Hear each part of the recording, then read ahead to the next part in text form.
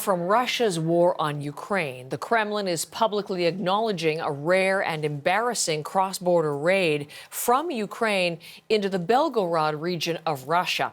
Anti-Putin militias claim to be behind the incursions.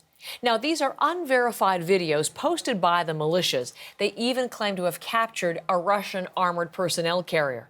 The Kremlin is blaming Ukrainian nationalist groups organized within Ukraine. The Ukrainian government is denying any involvement.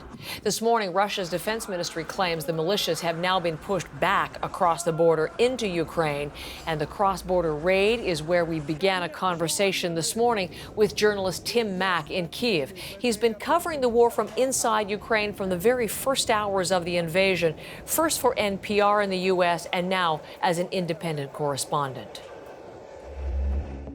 Ukrainians have spent so much time over the last 400 plus days in bomb shelters, worrying about their family members, worrying about people who they know who have gone to the front lines, worrying about their property that's been damaged, worrying about war crimes and alleged war crimes that have been committed on Ukrainian soil. They're seeing and they're expressing on social media, in messages to friends and family, a bit of happiness, I would say, that it's finally that someone, whether it's Ukrainians or Russians, they're taking the fight to Russian territory. If indeed it is Russians opposed to Putin who are, acting in this way, leading attacks, involved in attacks, what could that indicate? What impact could that have, Tim? Well, the Ukrainian government's strategy has been quite explicit and public, which is that this is a war only partially being fought on the battlefield, and that their goal in the long term is not merely the liberation of the territory they view as theirs, but also the collapse of the Russian autocratic system.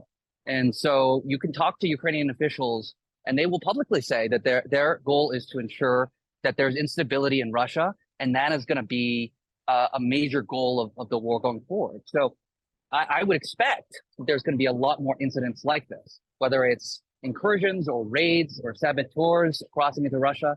I'd expect that to continue.